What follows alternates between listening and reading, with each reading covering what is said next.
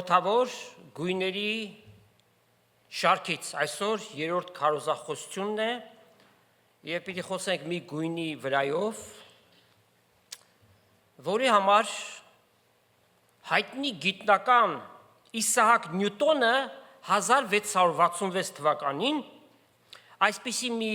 փորձ է կատարել, այդ գույնը մի քանի գույների համադրությունն է, անց է կացրել պրիզմակի միջոցով, գույները իրարից բաժանվել են, մեկ ուրիշ պրիզմակով է անցկացրել, գույները նորից միավորվել են։ Այդ գույնն է կրել և համարվել է թագավորական Ֆրանսիայի միապետական դրոշը, մանարխիա եղել 1815-ից 1830 թվականները, որ գույնն է դեռ չեք կողմնորոշվում, մի քիչ էլ առաջ գնանք։ Հռոմեական քաղաքացիությունը համարվում էր ժամանակի ամենապատվաբեր քաղաքացիությունը, մեկը եթե Հռոմի քաղաքացի էր, էլ վերջ, պրիստիժ, ինչպես ասում են, չէ, պատվաբեր մի բան էր, եթե հիշում եք գործ կառաքելոցում այսպիսի մի դեպք կա, հռոմեացի հազարապետը, երբ որ Պողոս առաքյալին հանդիպեց, ասավ դու Հռոմի քաղաքացի ես, ասավ այո, ինչպես դարձա Հռոմի քաղաքացի, ասավ ես մեծ դժվարությամբ ու ստակ տալով, այսինքն կաշառք տվեց, որ Հռոմի քաղաքացի դառնա, դու ինչպես դարձար։ Եվ Հռոմի քաղաքացիները, որպես իրենց քաղաքացի լինելու հանգամանքը, կրում էին այդ գույնի պատմուճան կամ հանդերձ։ Նորից չեք կողմնորոշվում, այս մեկը։ Այս գույնն են համարվում այն պիգմենտները, որոնք լույսի աղբյուրի էլեկտրամագնիսական սպեկտրում տեսանելի տարբեր երկարության բոլոր ալիքների լույսը առավելագույնն են արտացոլում ոչ հայելային։ Սա էլ ձեզ գիտական։ Հիմա պիտի մտածեք, տերմինները հասկանանք, թե հարցին պատասխանենք։ Ներողություն, որ անորոշության մեջ եք մնացել, բայց ձեզ կօգնենք։ Այս գույնը ծիածայինի գույների շարքում չկա։ Այս մեկից հետո կիմանաք, վստահ, որովհետև ձեզ բանալին եմ տալիս։ Այս գույնն էին կրում արյունարբու բոլշևիկների հակառակորդները 1917 թվականին և դա սպիտակ գվարդիականներն են, այո, դասը սովորեցիք, բոլորդ 5 եք ստանում։ Ուրեմն սպիտակ գույնի մասին պիտի խոսենք, արևմտահայերենով այն ինչ է կոչվում, ճերմակ, բարբառային հայերենով սպտակ, white belly, հունարենով լևկո, այս գույնով առարկաներ կամ երևույթներ, բայց բնական գույնով, չասեք սպիտակ տունը, ներկված տուն է, օրինակ ձյունը, կաթը, կավիճը գիտեք, գրատախտակի վրա գրում են, ամպը, կիրը, լայմ անգլերենով, իզվեստ ռուսերեն, կրաքարը, limestone, շրջակայքում հսկայական կրաքարի պաշարներ ունենալու պատճառով է, որ Լոռու մարզի Համամլու բնակավայրը անվանվել է սպիտակ։ Եվ սպիտակը ինչով հանրաճանաչ դարձավ 1988 թվականի դեկտեմբերի 7-ի ավերիչ երկրաշարժի էպիկենտրոնն էր հանդիսանում։ Շատեր չգիտեն, բայց ելից 16:31-ում կարդում ենք, որ երկնքից իջած մանանան, որ մեղրով շինված գաթայի համուն էր, ջերմակ էր։ Լավ, կենդանիներ, որոնք ջերմակ գույն ունեն, և այս ընթացքում թե սպիտակ, թե ջերմակ պիտի գործածենք, երկուսն էլ հայերեն են, մեկը արևելա հայերեն, մեկը արևմտահայերեն։ Օրինակ, սպիտակ բևեռային արջը, նապաստակը, աղավնին, ձիկա, ասենք ջերմակ, բայց շատ հազվագույն ու հիշեք, որովհետև վերջում մի ուրիշ պատկերի մենք պիտի անցնենք։ Սագը, չէ, ջերմակ սագը, գուս, և մարդիկ հաճախ գտնվում են աննրբանկատ։ Օրինակ, իր դասընկերոջը երկար տարիներ չի տեսել։ Տեսնելուց հետո ասում է, ես ինչքան ես ջերմակել, ես ինչքան ես փոխվել, սպիտակ ղազ ես դարձել,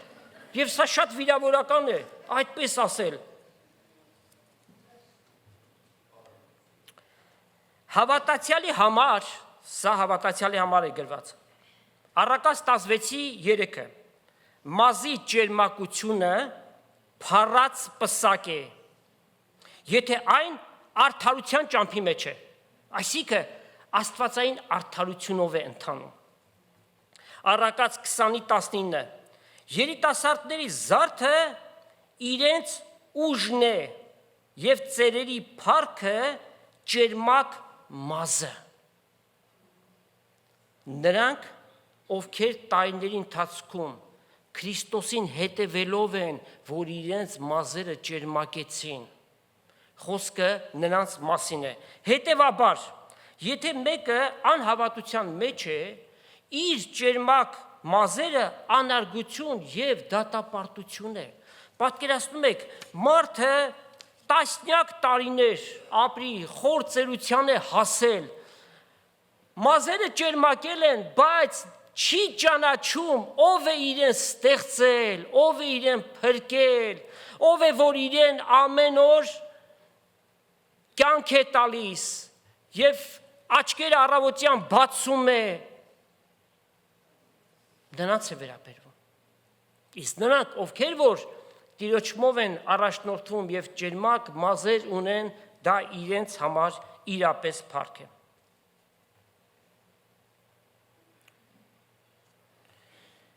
Ինչպես է ներկայացված սպիտակ կամ ջերմակ գույնը Աստծո խոսքի մեջ և ինչ հոգևոր խորհուրդներ, նշանակություններ ունեն։ Հետևյալը նախ նշենք, հետո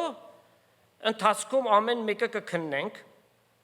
Մաքրություն, purity, արդարություն, righteousness, որտեղ որ կա աստվածային արդարությունը, այնտեղ նաև կա դատաստանը։ Սրբություն, holiness, light կամ լույսը, աստվածային փառք, divine glory և նաև հաղթանակ, victory։ Նախորդ քարոզախոսությունը, որ գույնի մասին էր, սևի մասին էր և ինչպիսին էր այն իր բնույթով, գորշ, մութ, խավար, մռայլ, բոլորն էլ բացասական են։ Ճիշտ է, վերջում, թունելի վերջում լույսը մենք տեսանք։ Ջերմակը կամ սպիտակը սևի ուղիղ հակապատկերն է, արդյունքում ինչպիսի մթնոլորտ է ստեղծում, լույս, աստվածային փառք, սրբություն, միայն ու միայն դրականը positive։ Ջերմակը մաքրության նշան էր ու նշան է մինչև հիմա։ Ինչպես հասկանանք, եթե մեկ օրական 3 անգամ լոգանք են ընդունում, նրանց է վերաբերում։ Խոսքը բոլորովին էլ անձնական հիգիենային չի վերաբերում, թեև դա էլ շատ կարևոր մի բան է, այլ խոսքը վերաբերում է սրտի մաքրությանը։ Աստված ասում է, որևէ ադամորդի մաքուր սիրտ չունի։ Զարմանալի է, չէ՞։ Մարդկանց քննում են իրենց վերաբերմունքով, կեցվածքով և այդպես են արտահայտվում։ Տեսեք, Դավիթ թագավորը իր հանրայդ խոստովանական Սաղմոսում ինչ ասում։ Սաղմոս 51:7։ Սա խնդրանք է Աստծուն, զոպայի մշտիկով մաքրե ինձ, անգլերենով hyssop, որ ծաղիկներով մի բույսի տեսակ է, մաքրող հատկություն ունի։ Ու մաքուր պիտի լինեմ, ինձ լվա և ձյունից ավելի ջերմակ պիտի լինեմ։ Սա խնդրանք է, բայց վստահությամբ։ գիտի որ եթե խնդրի Աստված այդ բանը իր համար պիտի անի։ Սամոս 32-ի 5 և 6 համարները պիտի կարդանք։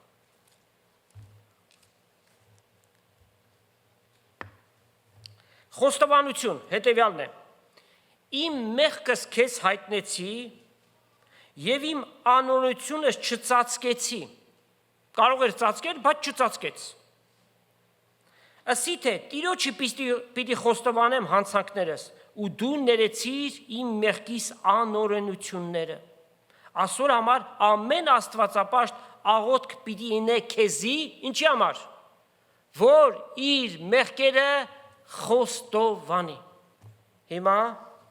այս խոսքը բոլորիս և նաև մեր հեռուստադիտողներին։ Դուք ձեր մեղքերը Աստծո առջև խոստովանել եք։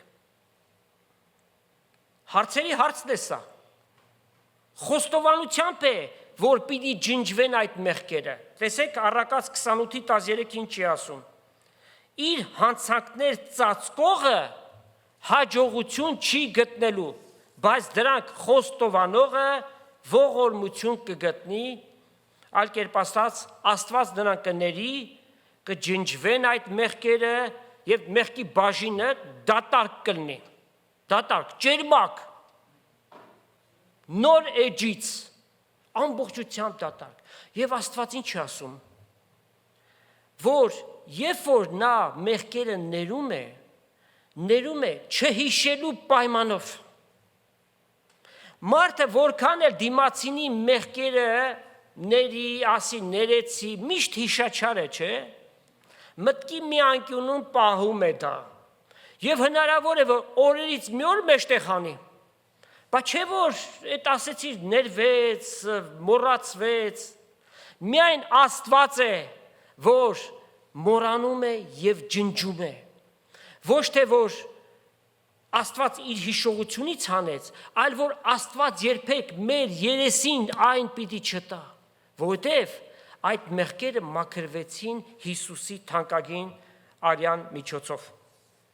Եվ արդյունքը ինչ է տեղի ունենում, հետևյալը, Եսայի 1:18 համար։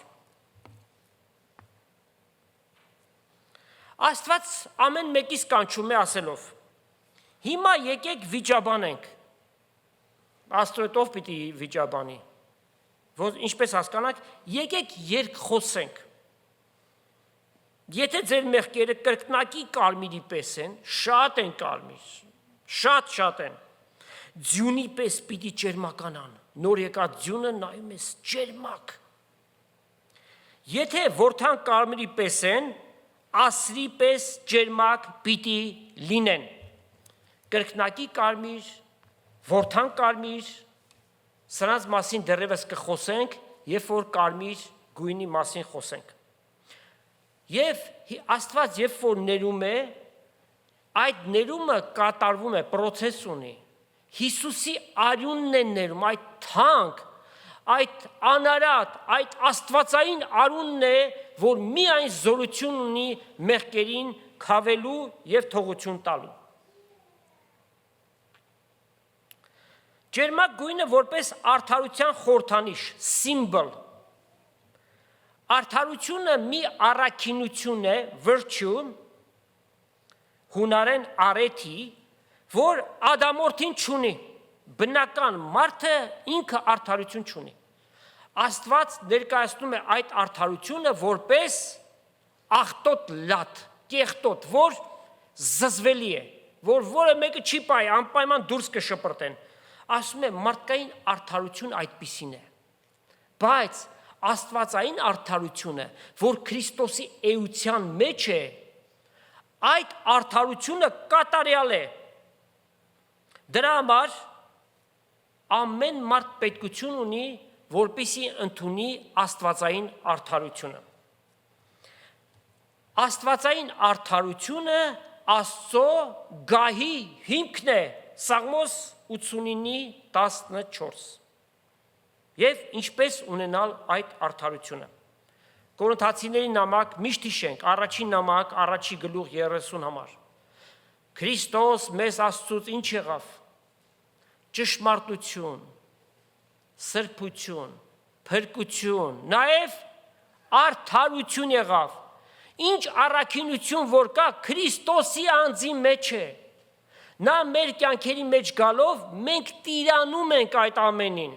Հարժանի չենք այդ բանին, բայց Աստված ձրիորեն մեզ շնորհում է։ Եվ Հիսուս մեզ հավատքով հագցնում է աստվածային արդարության ջերմակ հանդերձը։ Եկեք տեղափոխվենք Հայտնության գիրք 19-րդ գլուխ 7-ից 9 համարները։ Խնդանք ու ուրախանանք։ Եվ փառք տակ նրան, քանզի գառնուկի հարսանիքը հասավ, եւ նրա կինը ինք իրեն պատրաստեց։ Եվ իրեն հագնելու համար տրվեցավ մաքուր ու լուսափայլ բեհեզ, քանզի այդ բեհեզը սրբերի արդարությունն է, ոչ թե անձնական արդարություն, այլ Աստծուց ձեռք բերված հավատքով արդարություն։ Եվ ինձ ասավ, գրե, երանելի են նրանք, որ գառնուկի հարսանիքի ընթրիքին կանչված են։ Հիմա ասեք, ձեզանից ովքեր են ստացել այդ հրավերը։ Էս ինչի եք քաշված։ Ձեռք բարձրացրեք։ Քրիստոս ինքն է մեզ շնորհել։ Նրանք, ովքեր որ Քրիստոսին որպես Տեր եւ Փրկիչ ունեն, գառնուկի կոչունքին, հարսանյաց հանդեսին կանչված են, եւ ոչ թե կողքից եղող մեկը, այլ հարսի կարգավիճակով, որովհետեւ եկեղեցին 2000 տարի շարունակ հանդիսանում է Քրիստոսի հարսը։ Մեծ նեղության շրջանին փրկվողներ պիտի լինեն, ովքեր որ պիտի հասկանան նենք ների կերպարը, որ նա Քրիստոսը չէ, այլ հակա Քրիստոսն է, եւ չհնազանդվելով նրան պիտի սպանվեն եւ հարություն պիտի առնեն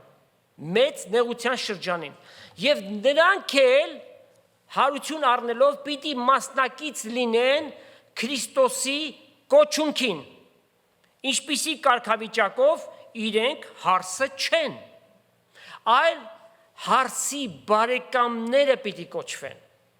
ինչպես էլ հին ուխտի հավատացյալները նրանք ովքեր որ հավատքով ննջեցին, հանդիսանում են Փեսայի բարեկամները։ Ինչպես կարող ենք ապացուցել դա Աստծո խոսքով։ Շատ պարզ ձևով։ Հովհաննես Մկրտիչին եկան եւ ասեցին. դու ես որ խոստացած ես, խոստացված էր որ պիտի գայր։ Ասաց ես չեմ։ Նա որ հարս ունի, Փեսան նա է։ Ես Փեսայի բարեկամն եմ եւ տեսնելով Փեսային կուրախանամ։ Հովհաննես Մկրտիչը հանդիսանում է հին ուխտի վերջին ներկայացուցիչը, որ տեսնում ենք հին ուխտից նորի անցումային շրջանի գլխավոր անձնավորություններից մեկը։ Հայտնություն 7-րդ գլուխ կարդանք 13-14 համարները։ Եվ երիցներից մեկ ինձ ասավ. սրանք որ ջերմակ հանդերձներ հագած են, ով են եւ որտեղից են գալիս։ Ես էլ լսի անոր, Տեր իմ, դու գիտես, եւ բացատրությունն է տրվում, սրանք են մեծ նեղությունից եկողները, որոնք իրենց հանդերձները լվացին եւ Զանոն գառնուկի արյունով ջերմակացրին։ Նրանք ովքեր որ մեծ նեղության շրջանին պիտի մերժեն ներին։ Այսօր շատ մարդիկ են լսում Աստծո խոսքը։ Եվ կարող ենք ասել շատեր էլ անտարբեր են։ Մեծ նեղության շրջանին այդ ցանված սերմերը ի վերջո իրենց պտուղը պիտի տան։ Պիտի հասկանան, որ իրենք չապաշխարեցին եւ հայտնվեցին մեծ նեղության շրջանում։ Եվ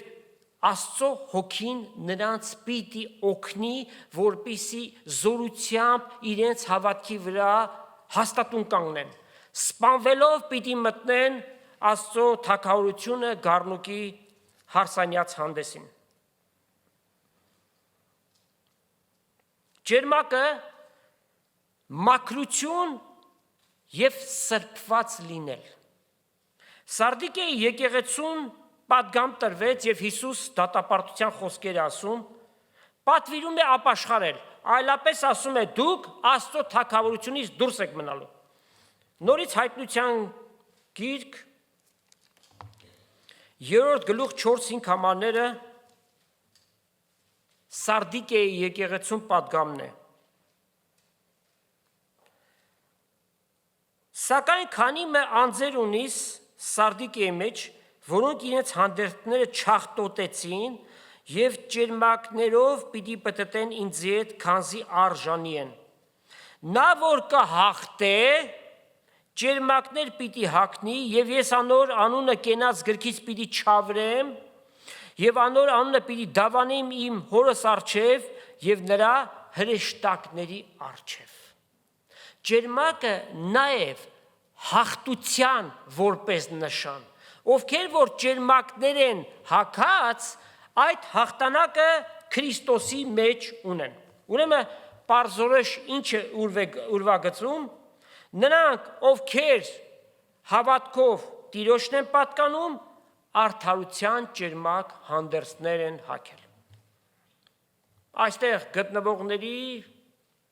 մեծամասնությունը տարբեր գույներ է հագած։ Բայց Աստված մեզ այդ ջերմակը արդեն հագցրել է։ Կարևոր չէ, որ մենք այդ գույնի հագնում ենք, թե ոչ, կարևորը, որ արդարության այդ ջերմակը Աստված մեզ հագցրել է։ Ելից 28:39 համարում մենք կարդում ենք, որ հին ուխտի քահանաների հանդերձը ջերմակ էր, բարակ քթանից սարքված էր, լինն։ Սովորական քահանաները ունեին ջերմակ հանդերձներ, բայց քահանապետները բազմագույն հանդերձ էին հագնում։ Ջերմակը խորհրդանշում էր մաքրությունը, purity եւ ծառայության սրբությունը։ Կաթոլիկ քահանաները ինչ գույն են հագնում։ Ջերմակ է, նրանց հագուստը ջերմակ է, թեև իրենց հետ վարդապետական խիստ տարբեր դիրքորոշումներ ունենք, մանավանդ այդ purgatory, լսել եք, քավարան, որ մեռնողը հայտնի չէ իր վիճակը, նախ եւ առաջ պիտի գնա քավարան եւ այնտեղ իրենց քահանաների եւ մարդկանց աղոթների շարունակական դրա հետևանքով պիտի հայտնվի երկնքում։ Ուրեմն Հիսուս պարապ տեղը իր կյանքը տվեց։ Եթե այդպես է, Հիսուս ինչու համար եկավ։ Եթե քավարանով մարդիկ պիտի գնան դրախտ կամ նրանց փրկությունը միայն Հիսուս է պայմանը, Հիսուս ասաց, ես եմ ճանապարհը դեպի երկինք եւ միակ ճանապարհը։ Ես եմ ճշմարտությունը, միակ ճշմարտությունը եւ կյանքը հավիտենական։ Մեկ ուզում է հավիտենական կյանք, Հիսուս նրա կյանքի մեջ Տեր եւ Փրկիչ պիտի լինի։ Լավ, այս քահանաները ջերմակ հագնում են, այ իսկ սև սքեմը սևը ընդհանրապես խորհրդանշում է մեղքը։ Եթե հիշում եք, խոսեցինք այս մասին, չէ՞։ Ըստ վերջին իրադարձությունների համապատասխանության իրականություն կա։ Այսինքն գործնական ձևով ապացուցում են, որ մեղքի կյանքով են ապրում, իրենք են ապացուցում։ Թե հագուստը, թե ընթացքը իրենց կյանքի։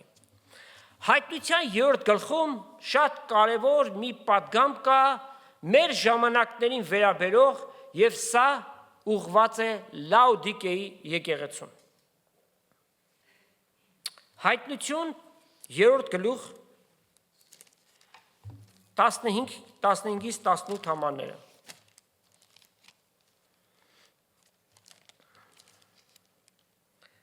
Ինչ է նշանակում լաուդիկե։ Նշանակում է ժողովրդի վրա տիրել, ժողովրդի իրավունքը խլել։ Կարդանք 15 համարից։ Գիտեմ քո գործերդ, ոչ պաղես, ոչ տաքես, այսինքն գոլ ջուրը ամենազզվելի ջուրն է, այդպես չէ։ Երանի թե պաղ լինեիր կամ տաք, ուստի դու որ գաղջ ես, ոչ տաք ես, ոչ պաղ, քեզ բերանիցս դուս փսխելու վրա եմ։ Մենք հիմա ինչ կարող ենք ասել, ոչ թե դուս փսխելու վրա է, այլ իրականություն է դարձած։ Քանզի ասում ես, ես հարուստ եմ, մեծացա եւ բանի մկարոտություն չունեմ, բայց չես գիտե, թե դու խեղճ ու թշվառական եւ աղքատ ես, եւ կույր ես ու մերկ ես, նյութականով միգուցե երկրներ իրենց իշխանության տակ կամ ունեցված կալվածքներ, բայց հոգևոր Աստծո առջև այս մագդիրները որ տրվեց։ Ինձ մե կրակի մեջ փորձված ոսկի ծախուհար, որպիսի հարստանաս։ Աստծո խոսքն է դա։ Ար չունես այդ խոսքը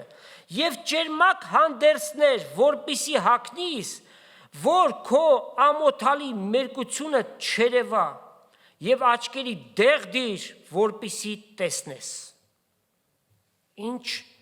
զորավոր դատապարտող խոսքեր է ասված։ Եվ սա վերաբերում է ներկայիս բոլոր ծիսական եւ սուրբ գրքից շեղված հերձվածող գաղափարներով առաջնորդվողներին։ Heresy, հերձվածողություն, սուրբ գրքից դուրս։ Սպիտակ գույնը աստվածային լույսի եւ փառքի գույնն է։ Դանիել մարգարեական խոսք գրեց, հետո դա իրականացավ, Դանիել 7:9։ Ասում է կդիտեի աթոռներ դրվեցին եւ հինավուրցը եկավ։ Ով է հինավուրցը։ Ապացույց է մեզ պետք։ Հիշենք նրա ելքը հնից հավիտենական օրերից էր։ Առակացույցի 8:30 համար, երբ որ Աստված երկրի հիմերը կդներ, Հիսուս նրա մոտ ճարտարապետ էր եւ ասաց. ես նա եմ, որ են, ես Աբրահամի լինելուց առաջ եմ։ Երբ որ Մովսես Աստծուն ասաց, որ գնամ եւ ինձ մարդիկ հարցնեն, ինչ է Աստծո անունը, ինչ ասեմ, ասաց գնասա, ես նա եմ, որ են, որ ի հավիտենից եմ, որ ձեր հայրերի հետ խոսեցի, այսինքն ինքը Հիսուս Քրիստոսն է։ Նրա զգեստները ձյանպես ջերմակ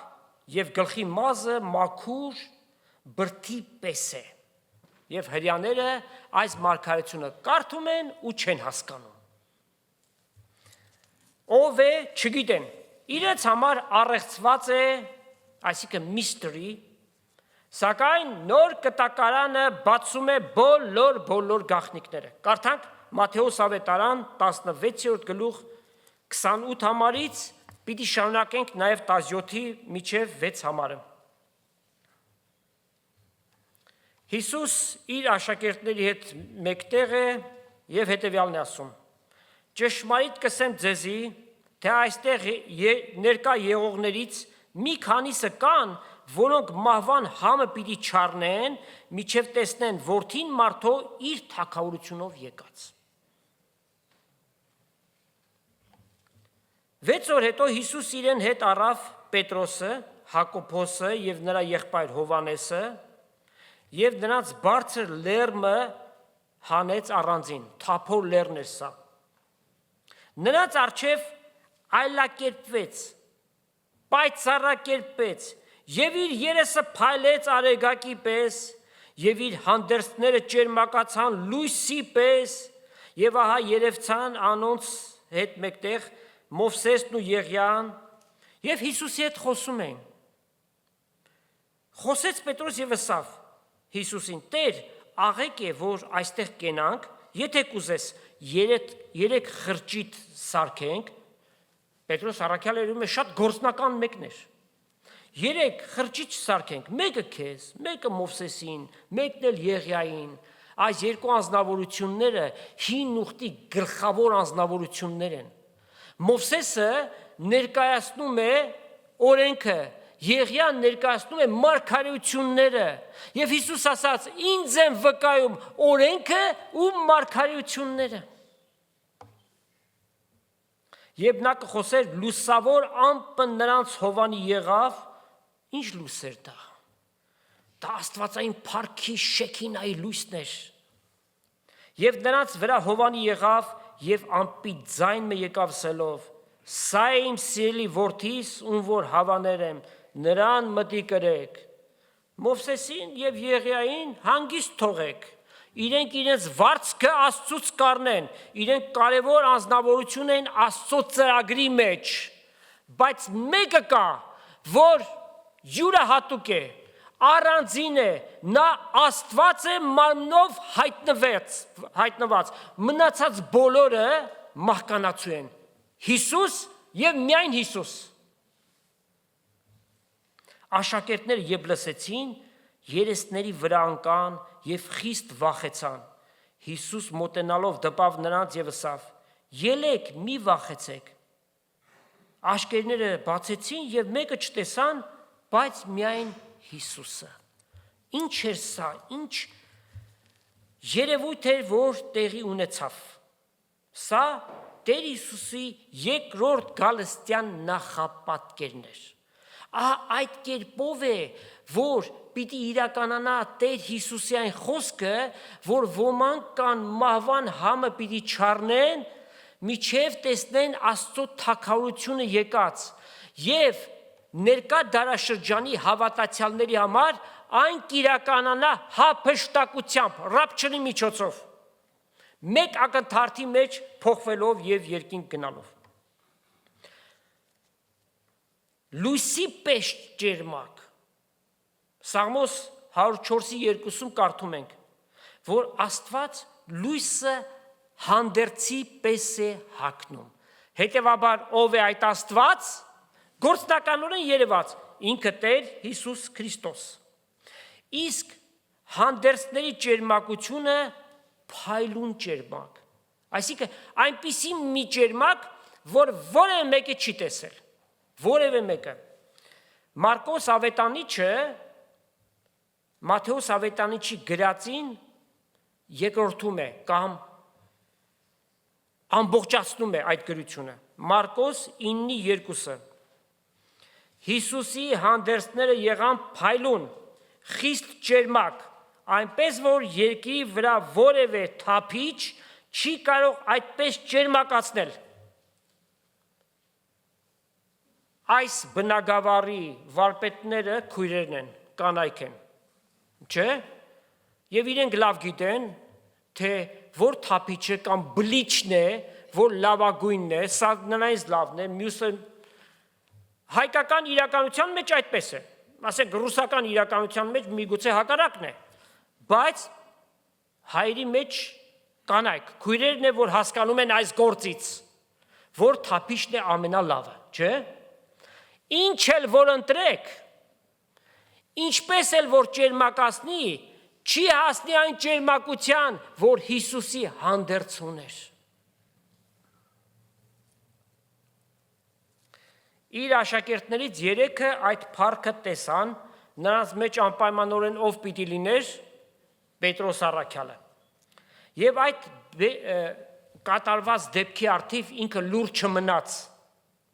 որտև այդ կատարվածը այնքան ազդեցիկ մի բան էր եւ կարեւոր էր, որ իր գրության մեջ դրան անդրադարձավ,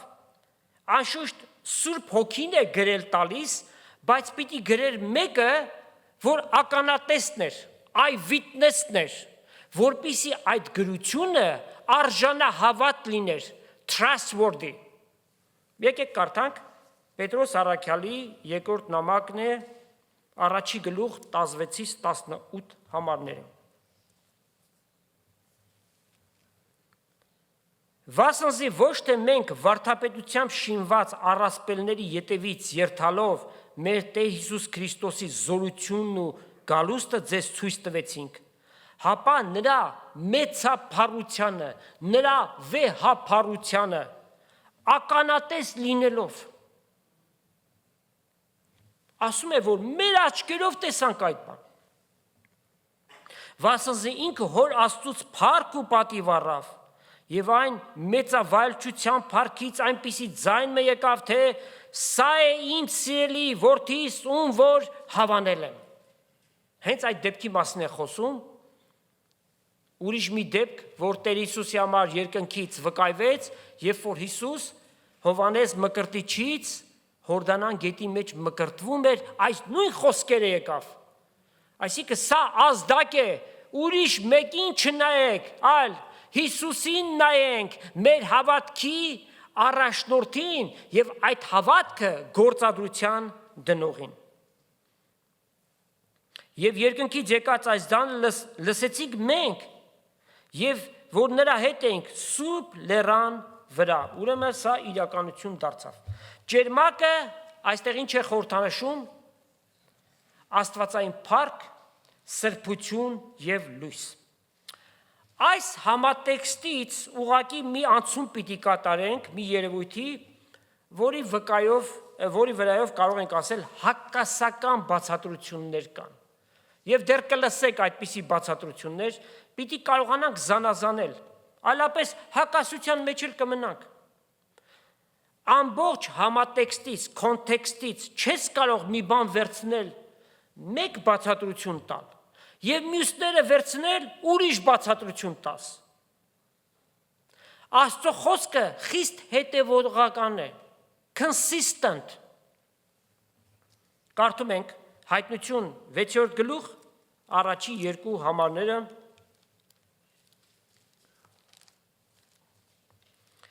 Կնիքները պիտի բացվեն,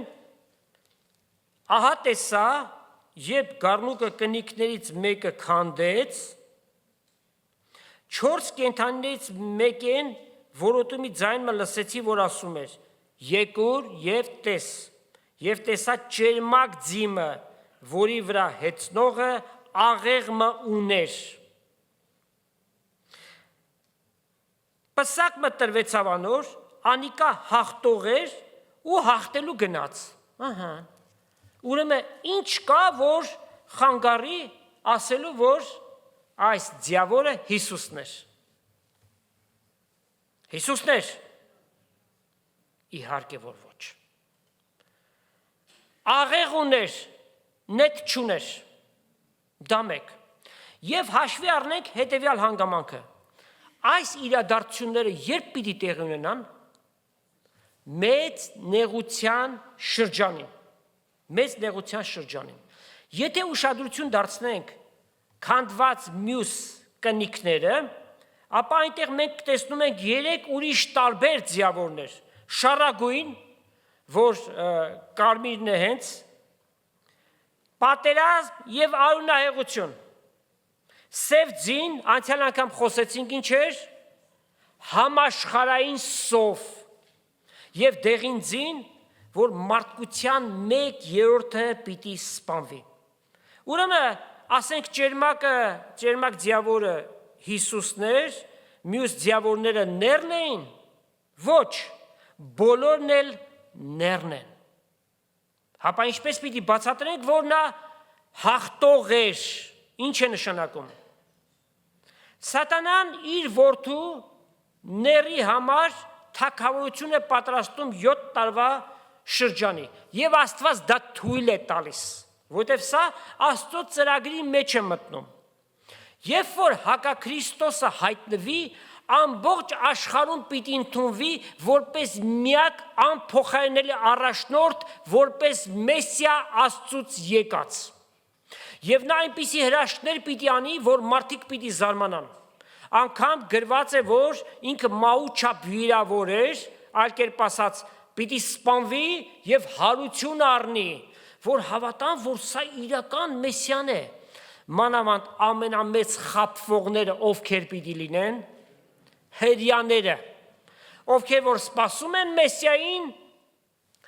այն Մեսիային, որ 2000 տարի առաջ նրանք խաչը հանեցին, հիմա սպասում են, որ ուրիշ մեկը գա։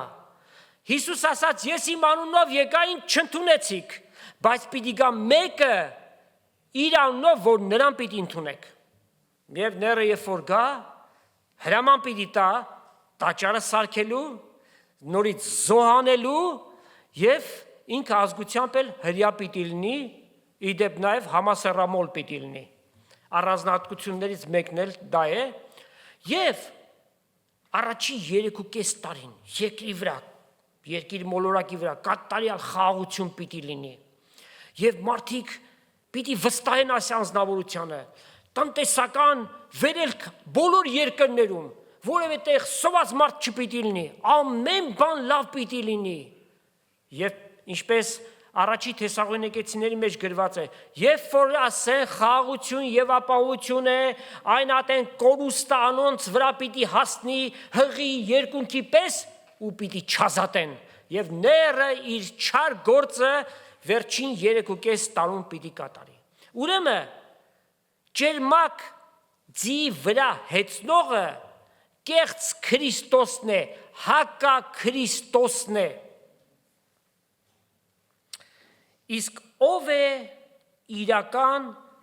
Քրիստոսը, որ իրական ջերմակ ձի վրա է։ Եկեք կարդանք Հայտնություն 19-րդ գլուխ 11-ից 16 համարները։ Տեսա երկինքը բացված եւ ջերմակ ձիմը։ Նրա վրա հեսնողը հավատարիմ ու ճշմարիտ կկոչվի։ Երկու բառերն էլ գրված են մեծատառով։ Արդարությամբ դատաստան կտեսնե եւ կպատերազմի։ Նրա աչքերը կրակի բոցի պես էին։ Նրա գլխի վրա շատ թագեր կային եւ գրված անունը ուներ, որ մեկը չգիտեր, բայց միայն ինքը։ Արյունով ներկված հանդերձը հագած էր։ Այս ինչ արյուն է։ Սա նախապատկերն է, երբ որ Հիսուս գա երկրի վրա, առաջին գործը որ պիտի անի, որն է, Հովսապատի հովտում ազգերի դատաստանը պիտի անի։ Եվ գառները այծերից պիտի զանազանի։ Նրա անունը բանը Աստծո էր, սկզբից էր բանը եւ բանը Աստծո մոտ էր եւ բանը Աստված էր։ Երկնքի մեջ եղող զորքերը նրա ետևից կերտային ջերմակ ձիերով, ջերմակ եւ մաքուր բեհեզներ հագած։ Ուրեմն երկրի վրա շատ հազվագյուտ ջերմակ ձի կհանդիպի, բայց երկնքում ամբողջ մի զորք է գնում բոլորը ջերմակ ձիերի վրա։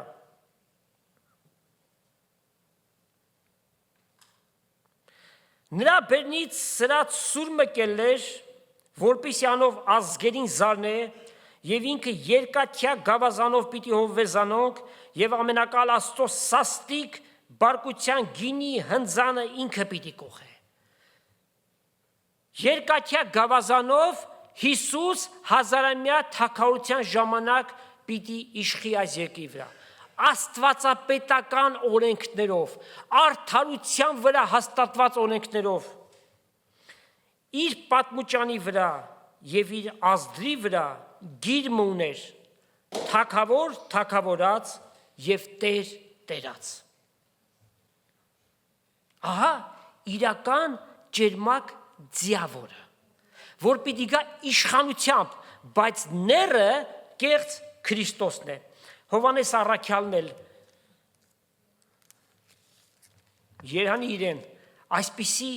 հրաշալիքներ է տեսել Տեր Հիսուսին։ Առաջի գլխի մեջ հայտնության, երբ որ կարդում ենք, մի ձայն լսեց Եվ ասում է դարձա այդ ձայնի կողմը 12 համարից տեսնելու ով է ինձ հետ խոսողը 7 աշտանակների մեջ տեսա մեկին որդի մարդու նման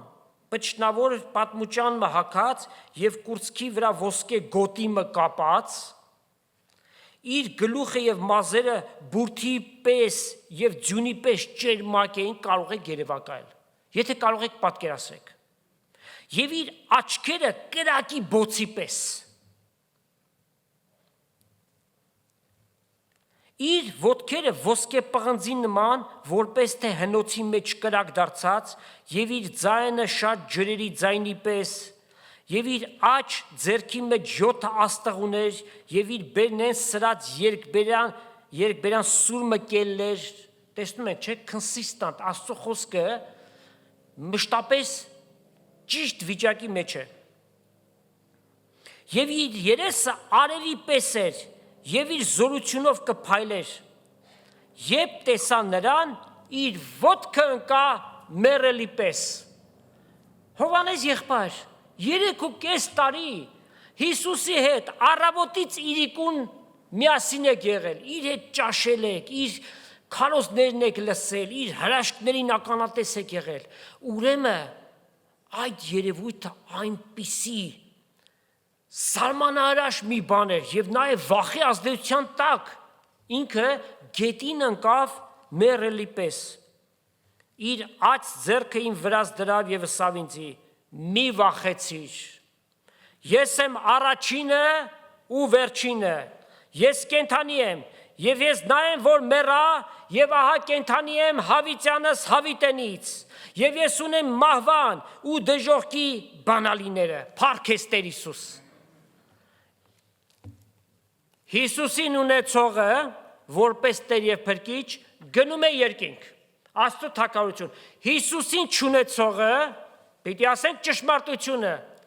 ուրիշ որևէ մեկի կամ որևէ բանի վրա թող հույս չդնի բարի գործերը լավ մարդ լինել չի փրկելու ոչ մեկին միայն Հիսուսն է որ կարող է արժանացնել երկնքի արքայության երբ որ Հիսուսի առջև խոնարհվում ենք, մեր մեղքերն ենք խոստովանում եւ ասում ենք Հիսուս դու Տեր ես եւ Փրկիչ ես եւ նրա հետ քայլում ենք միջև հավիտենականություն Աստծո խոսքի մեջ ճերմակ մի բան էլ կա, որ չենք կարող կողքով անցնել, անպայմանորեն սրա մասն էլ պիտի խոսենք, դա էլ ճերմակ աթոռի դատաստանն է, որ գտնում ենք Հայտնության 20-րդ գլուխ կարդանք մի քանի համարներ 11-ից Մեծ ջերմակ աթոռ տեսա, սա աստվածային գահն է դատաստանի որու վրա մեկը նստած էր նրա երեսից երկիր ու երկինք փախան եւ տեղը չգտնվեցավ անոնց մեկը Աստծուն տեսած չէ չի կարող տեսնել մեղավոր մարդը Աստծուն չի կարող տեսնել եւ Հիսուս ասաց այս խոսքերը մեկը Աստծուն տեսած չէ բայց նա որ եկավ Հիսուս որպեսզի իրեն տեսնելով իր մեջ այդ Աստծուն տեսնենք տեսա պստիկ եւ մեծ մեռելներ որոնք Աստծո առջև կանգնած էին գրքերը բացվեցին եւ ուրիշ գիրքներ բացվեց այսինքն կյանքի գիրքը Եվ գրքի մեջ գրված մեռելները դատվեցին իրենց գործերի համեմատ եւ նաեւ դրան զուգահեռ մարդկանց կատարած գործերը Աստված այնքան արդար է որ որևէ անարդարություն անպատիժ չպիտի մնա Եվ ծովը իր միջի մեռելները տվեց նրանք ովքեր որ ծովի մեջ խեղդվել են եւ մահը ու դժոխքը իրենց միջի մեռելները տվեցին նրանք ովքեր որ արդեն այնտեղ են ամեն մեկին իր գործերի համեմատ դատվեց առանց Հիսուսի այս աշխարհից գնացին եւ իրենց գործերն էլ շատ ավելի պիտի զորավոր լինի դատաստանը ցավի զգացողությունը ծծումբով այրված կրակի լճի մեջ ամեն մեկը իր գործերի համեմատ դատվեց Եվ մահը ու դժոխքը կրակի լճի մեջ գցվեցին Սա է երկրորդ մահը, եւ ով որ կյանքի գրքի մեջ գրված չգտնվեց, կրակի լճի մեջ գցվեց։ Սա ուղղակի սարսափելի է։ Թերևս շատերին վախ պատճառեց, վախի զգացողություն նրանց մեջ առաջացավ։ Որպեսզի չվախենանք, ապահովության տեղ կա, եւ դա Հիսուսի մոտ է։ Եթե Հիսուս մեր Տերն է, մենք չենք վախենալու, որովհետև այս դատաստանը մեզ չի վերաբերում, այլ մեզ համար նախատեսված է Քրիստոսի ատյանը։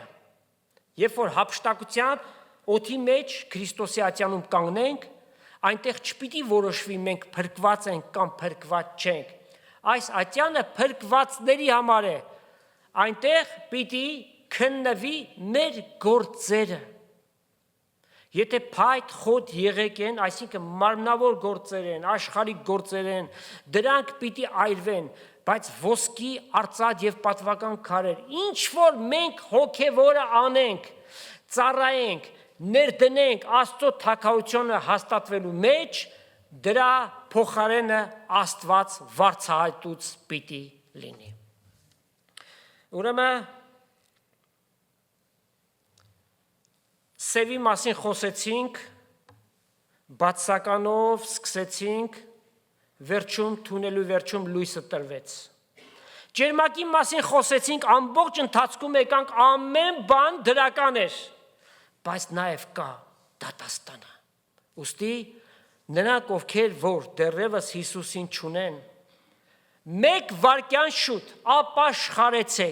ապաշխարեցեք։ Հիսուս ասաց իր աշակերտներին եւ ահավասիկ 2000 տարի է։ Ղուկասու 24-րդ գլուխ 47 համար։ Իմ անունով մեղքերի թողություն եւ ապաշխարություն պիտի քարոզվի ամենուրեք։ Եվ մենք էլ դիմում ենք մեր սիրելի հայ ժողովրդին։ Ամեն մի անձի համար ցավ ենք քաշում։ Չենք ուզում որևէ մեկը կորսվի։ Մենք Աստծուց բարի չենք, բայց մեր սիրտը ցավում է մեր հայրենակիցների, մեր հարազատների համար եւ ասում ենք. սիրելի հայրենակիցներ, ապաշխարեցեք, ձեր սիրտը տվեք Տեր Հիսուս Քրիստոսին։ Տերը թող այս իմաստուն սիրտը տա, որ այդ քայլը անեք եւ ձեր ուրախությանը սահման չպիտի լինի։ Աստված օրհնի իր խոսքը ձեզանից ամեն մեկին։ Տեր Հիսուս Քրիստոսի շնորհքը, Հայր Աստծո սերը եւ Սուրբ Հոգու հաղորդությունը Աստծո ժողովրդի հետ լինի։ Ամեն։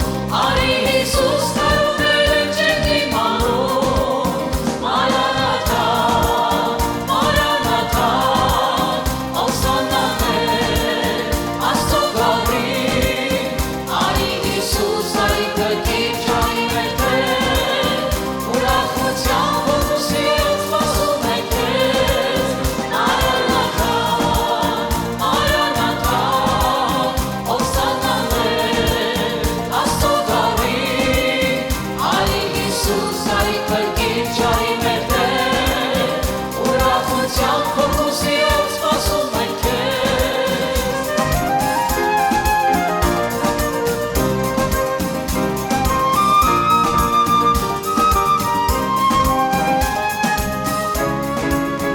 Ուրախությամբ սպասում ենք քեզ, Հիսուս մեր Տեր, հավատում ենք շուտով դրած կանելու մեզ,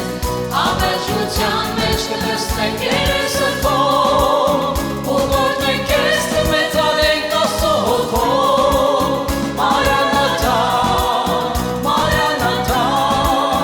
ովստանալեր, Աստծո գալին, արի Հիսուս, արի փրկիչ, արի մեր Տեր, ուրախությամբ փոխուսիով սպասում ենք քեզ, Մարանաթա, Մարանաթա, ովստանալեր, Աստծո գալին, արի Հիսուս, արի փրկիչ, արի մեր Տեր, ուրախությամբ փոխուսիով սպասում ենք քեզ, արի Հիսուս, արի փրկիչ,